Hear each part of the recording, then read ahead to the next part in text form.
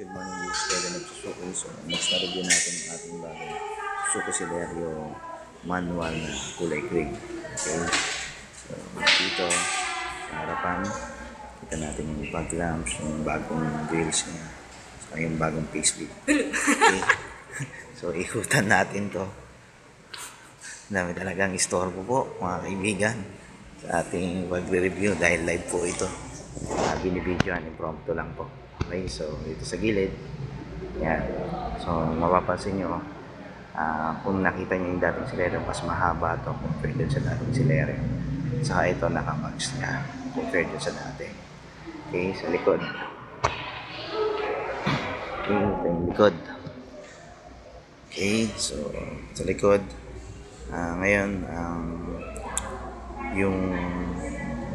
yung door opener, meron na rin siyang door opener dito. Okay, hindi katulad ng dati. Yan, so iba na rin yung iba na rin yung itsura niya sa likod. Okay, so, may rear wiper na rin.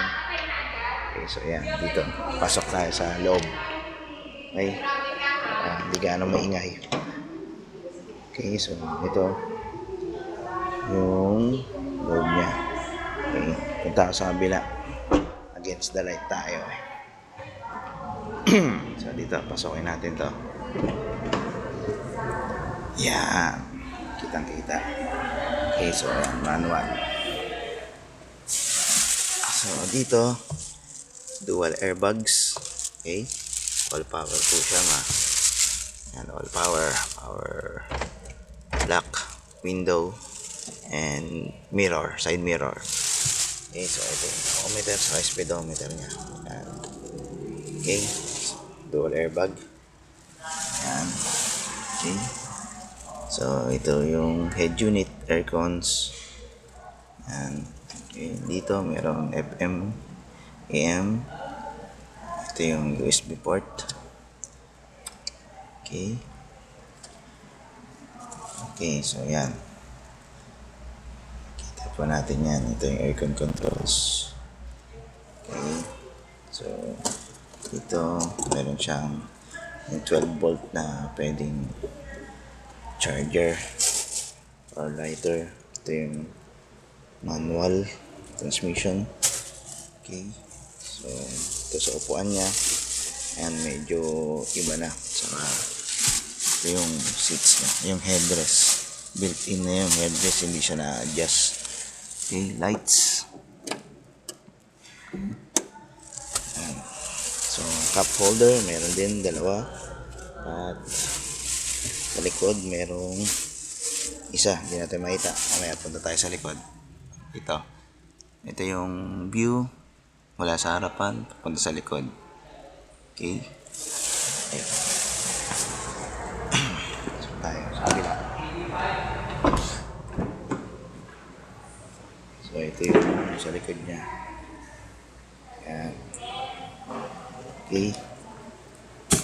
Pasok tayo. Ayan. So, yung clearance. Ayan. Clearance natin sa tuhod. Okay. Maluwag. Okay. So, ito pa. Meron din cup holder sa gilid. Okay. So, ito yung ating may division 60 by 40. Pwedeng i-clip, i-taob yung isa. Fold natin. Yung isa. Buwan natin yung i-fold Ayan. So, pwede kang umupo dito. Tapos dito kung may ilalagay kang gamit para lumaki yung compartment mo. Okay? So, yun ang advantage pag 60-40 yung hati ng upuan. Ayan. Ayan mo ulit. Ayan po. Ayan. Okay. So, kabila naman. So, ito. Yung compartment niya. Ayan. Okay. So, madali na siyang buksan dahil dito sa open na niya. Yung gulong. Natin yung gulong. Ayan. Sa mga tools. Tama na yan. Okay? So, dyan po nagtatapos ang ating unboxing review ng ating Suzuki Celerio na gray manual.